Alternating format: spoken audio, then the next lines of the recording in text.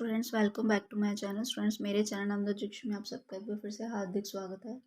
जैसे कि आपको पता स्टूडेंट, मैं आप सबके लिए हिस्ट्री की थ्योरी नोट्स लेकर आती हूँ, जिसमें हमने हमारी पंजाब हिस्ट्री स्टार्ट की हुई है।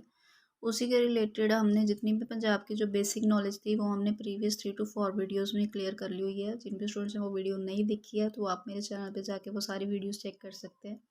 इसके अलावा आपको वहाँ पे एंशिएंट और मॉडर्न हिस्ट्री के भी थ्योरी लेक्चर्स मिलेंगे। एंड स्टूडेंट्स, वीडियो शुरू करने से पहले जिन भी स्टूडेंट्स ने मेरे चैनल को सब्सक्राइब नहीं किया तो प्लीज़ सब्सक्राइब करिए। आज का हमारा टॉपिक बहुत इंपॉर्टेंट है, that is first Anglo Sikh war, जो कि पंजाब टेट और मास्टर कैडर के लिए बहुत इंपॉर्टेंट है। और इस टॉपिक को स्टूडेंट्स ध्यान से समझना और वीडियो को स्किप करके मत देखिए, लास्ट तक देखिए, तभी आपको कुछ समझ में आएगा। ओके, चलिए स्टार्ट करते हैं। क्या रहता है फर्स्ट एंग्लो सिख वार? इसके कारण क्या थे? फर्स्ट एंग्लो सिख वार तो हुई, बट इसके कारण क्या थे वो सारा हम डिटेल में करेंगे आज। कि अंग्रेजों की पंजाब को घेरा डालने की क्या थी, ये नीति थी। एक क्या था ये? एक अंग्रेजों की पंजाब को घेरा डालने की नीति क्या थी? ये सबसे पहले तो 1809 में उन्होंने एक अमृतसर की संधि की। इसके बाद 1835 में उन्होंने शिकारपुर पर अंग्रेजों का कब्जा हो गया। इसके बाद 23 जून 1838 में त्रिपक्षीय संधि की। यानी कि ये 3 पॉइंट्स एक ऐसे हैं जिसकी वजह से इन्होंने पंजाब पर घेरा डालने की, यानी कि पंजाब को अपने अंडर करने की एक नीतियाँ बनाई थी, और वो एट लास्ट में अगर उनकी नीति वो सक्सेसफुल भी रही। ओके, नेक्स्ट आता है इसकी इस नीतियों की वजह से क्या होता है, पंजाब में क्या फैल जाती है? अशांति फैल जाती है। जब क्या हो जाता है, जून 1839 में रंजीत सिंह की डेथ हो जाती है, तो उसके बाद क्या है, पंजाब में अराजकता और बौखलाहट का माहौल बन जाता है। और जो कि इसके बाद क्या होता है, 1839 और 45 में 6 साल में 5 बार सरकार बनती है। यानी कि पहला जो कि ब्रिटिश सिख युद्ध था वो 1845-46 में हुआ था, जब महाराजा दलीप सिंह उस टाइम पे क्या थे, वो सिर्फ एक नाबालग थे। ठीक है, पंजाब के महाराजा की अगुवाई उस टाइम पे किसने की? महारानी जिंदा कौर कर रही थी। और उस टाइम पे लॉर्ड हार्डिंग कौन थे? भारत के गवर्नर जनरल थे। ओके, इसके बाद आता है स्टूडेंट्स, पहले अफगान युद्ध में क्या होता है कि अंग्रेजों की हार हो जाती है। और ये कब हुआ? 1839-42 में हुआ। और ये एक पहला युद्ध था जिसमें फर्स्ट टाइम अंग्रेजों को हार का सामना करना पड़ा था। ठीक है, इसके बाद अंग्रेजों को सिंध पर कब्जा। उस टाइम पे क्या इंपॉर्टेंट पॉइंट है कि 1843 में जब एलन ब्रो, सिंध पर कब्जा किसने किया था, किसके टाइम पे हुआ? लॉर्ड एलन ब्रो के टाइम में। यहाँ से ये मोस्ट इंपॉर्टेंट क्वेश्चन है। और इसके बाद इस टाइम पे अंग्रेजों की सैनिक तैयारी किसके अंडर थी, कैसी थी? लॉर्ड हार्डिंग के गवर्नर जनरल बनते ही, जैसे ही लॉर्ड हार्डिंग गवर्नर जनरल बना, उसी टाइम पे इन्होंने क्या कर दी? जंग की तैयारी कर दी। ठीक है, इसके बाद क्या आता है, मेजर ब्रेडफोर्ड की नियुक्ति होती है। कब होती है? 1844 में हुई, जो कि कौन थे? लुधियाना के। ये पॉलिटिकल एजेंट के रूप में सामने है। ओके, यहाँ से ये क्वेश्चन इंपॉर्टेंट निकलता है कि फर्स्ट एंग्लो सिख वार के दौरान लुधियाना के जो पॉलिटिकल एजेंट, यहाँ उस टाइम पे गवर्नर कौन थे? तो मेजर ब्रेडफोर्ड थे। कहाँ के थे वो? लुधियाना के थे। और कब की बात है? 1844 में। इसके बाद आ जाते हैं मोरा गांव का क्या मामला था। सबसे पहले क्या होता है, 1890 में नाभा का जो शासक थे उन्होंने मोरा गांव महाराजा रणजीत सिंह को दिया। इसके बाद रणजीत सिंह ने क्या किया, ये गांव अपने सेवक धना सिंह को दे दिया। और इसके बाद क्या होता है कि 1843 में जब नाभा के नए राजा देवेंद्र सिंह बने, तो उस टाइम पे ये गांव उनके हाथ से निकल गया, तो अंग्रेजों ने अपने अंडर कर लिया। ओके, नेक्स्ट, एक्चुअल में स्टूडेंट्स इस लड़ाई को उकसाने वाले दो लोग थे, लाल सिंह और तेजा सिंह थे, जिन्होंने इस लड़ाई को करवाने में एक तरह का मेन रोल था, यानी कि जिन्होंने लड़ने के लिए दोनों पक्षों को उकसाया था। ठीक है, 8 नवंबर 1845 में जो लाल सिंह थे वो क्या कौन बने? लाहौर सरकार का प्रधानमंत्री बना था, यानी कि उसके हेड रहे। ओके, इसके बाद आ जाती है युद्ध की घोषणा।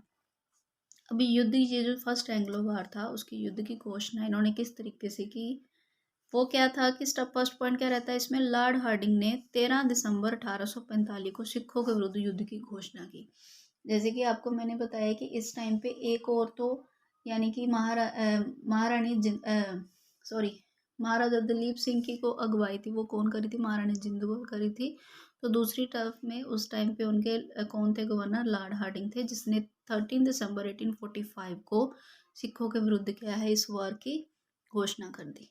ठीक है। अब इसमें युद्ध की घटनाएं हैं, वो कौन कौन सी है। सबसे पहले क्या हुई, मुदगी की लड़ाई हुई।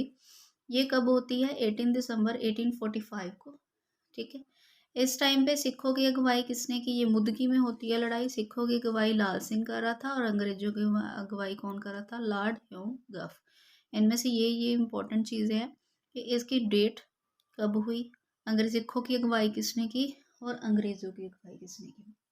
इसमें क्या होता है स्टूडेंट्स, लाल सिंह की अगुवाई में जो सिख फौजों ने क्या किया, सतलुज दरिया पार किया। फिर 18 दिसंबर 1845 को क्या हुआ, ये सर जो ह्यू गफ था उसकी अगुवाई में क्या होता है, जो सर ह्यू गफ था उसकी अगुवाई में क्या होता है, इसके सिखों का ये ब्रिटिश फौज के साथ सामना हुआ। और एट लास्ट में आकर क्या होता है, लाल सिंह के धोखे के कारण, यानी कि जो सिखों की अगुवाई कर रहा था उसी ने क्या किया, इसी के धोखे के कारण क्या हुआ, इसमें सिखों की हार हो गई। ठीक है। ये क्वेश्चन भी पूछा जाता है कि मुदकी की लड़ाई में सिखों की जीत हुई या किसकी जीत हुई, तो इस पहले युद्ध में तो क्या होता है, सिखों की हार हो जाती है। फिर आता है फिरोज शहर का युद्ध। फिरोज शहर का युद्ध, फिरोज शहर की लड़ाई कब होती है, 21 दिसंबर 1845 को होती है। इस टाइम पे सिखों की अगुवाई भी कौन कर रहा था, लाल सिंह और तेजा सिंह कर रहे थे। और ब्रिटिश फोर्स की अगुवाई कौन कर रहे थे, गोह। ठीक है। ब्रिटिश फौज की अगुवाई किसने की, गोह ने की। इसमें क्या होता है स्टूडेंट्स कि जब कि लास्ट में क्या ये फिरोज शहर में होती है लड़ाई, और लास्ट में क्या होता है, मीन्स की बहादुरी और इस जंगी कुशलता के बावजूद भी अपने जो इनके अगुवाई कर रहे थे उनके फिर क्या हो जाते हैं, फिर से ये धोखा दे जाते हैं। अब देखो इनकी गलती क्या थी, ये लाल सिंह यहाँ पे एक बार धोखा कर गया, अब दूसरी अगुवाई भी लाल सिंह ही कर रहा था डेफिनेटली। तो जहाँ एक बार अगर पहले धोखा दिया तो दूसरी बार भी दे सकता, उसने ये किया भी। फिर से क्या हो जाता है, इसके धोखे के कारण क्या हो जाता है, सिखों को फिर से क्या हार का सामना करना पड़ता है। नेक्स्ट आ जाता है अब थर्ड, फिर इसके बाद क्या होता है, भद्दोवाल की लड़ाई होती है। ये कब होती है, 21 जनवरी 1846 को होती है। कहाँ होती है, भद्दोवाल में होती है। इस टाइम में सिखों की अगुवाई किसने की, सरदार रणजोत सिंह मजीठिया ने की और अंग्रेजों की हैरी स्मिथ ने। इसमें ये जो अगुवाई करता है ये मोस्ट इम्पोर्टेंट है, ये कई बार एग्जाम्स में पूछे भी जाते हैं।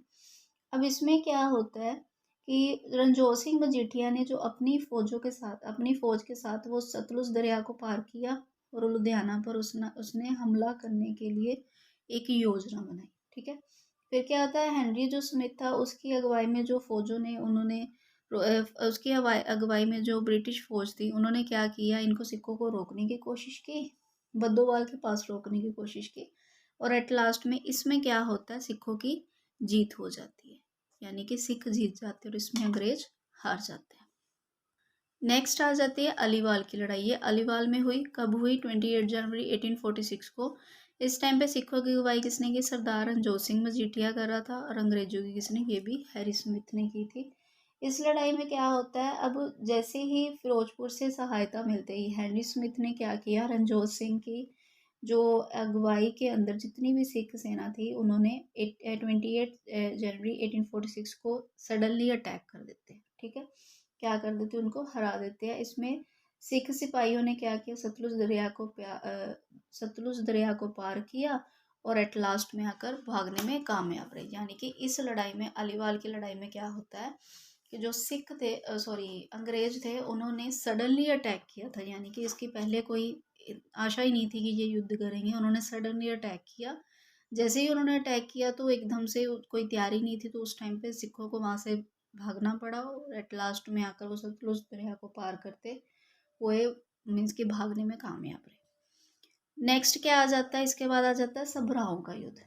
सबराव का युद्ध ये लास्ट लड़ाई थी। यहाँ से ये क्वेश्चन पूछा जाता है कि फर्स्ट एंग्लो वार के अंतिम युद्ध कौन सा था, वो सबराव का युद्ध था। कब होती, 10 फरवरी 1846 को हुई। ये सबराव में हुई। सिखों की गवाही इस टाइम पे किसने की, लाल सिंह और तेजा सिंह ने की और अंग्रेजों की लॉर्ड हाउगफ और लॉर्ड हार्डिंग ने की। ठीक है। अब इसमें भी क्या हो जाता है, अब देखो फिर लाल सिंह को ले है, इसमें इसने पहले भी 2 बार धोखा दिया था, फिर इस बार इसमें भी क्या होता है, ये फिर से क्या करता है, धोखा दे देता है, जिसकी वजह से सिखों को क्या हो जाता है, हार का मुंह देखना पड़ता है। बट इसमें जो दुश्मन थे यानी कि अंग्रेज थे, उनका भी काफ़ी ज़्यादा नुकसान हुआ था। ओके। तो इसमें लगभग बात करें तो 320 जो कि ब्रिटिश फौजी भी मरे और 2083 के करीब आसपास क्या हुए, जख्मी भी हुए।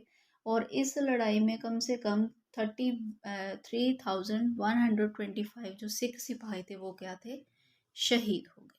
ठीक है स्टूडेंट्स, अब इसके बाद कुछ और इम्पोर्टेंट टॉपिक्स हैं, उनकी सिर्फ टाइमलाइन ही है, इसके बारे में डिटेल हम आगे करेंगे।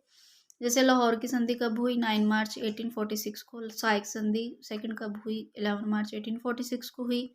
भैरोवाल की संधि होती है 16 दिसंबर 1846 को, और ये कम से कम 1852 तक लागू रही।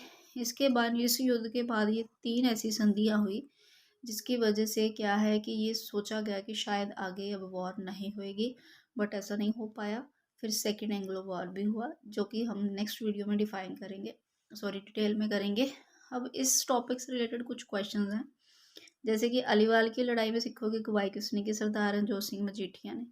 सिंध पर कब्जा किया, किसने, लॉर्ड एलनब्रो ने किया। त्रिपक्षीय संधि किस साल 23 जून 1838 को हुई। हैरी सुमित ने अंग्रेजों की अगुवाई किस युद्ध में की थी, बद्दोवाल और अलीवाल के युद्ध में। ठीक है, इस तरीके से एग्जाम से कुछ क्वेश्चन पूछे जाते हैं, जो कि मुझे लगता है कि आपको ये पता होने चाहिए किस तरीके से पूछे जाते हैं। तो स्टूडेंट्स, आज की वीडियो हमारे पास इतनी रहने वाली थी।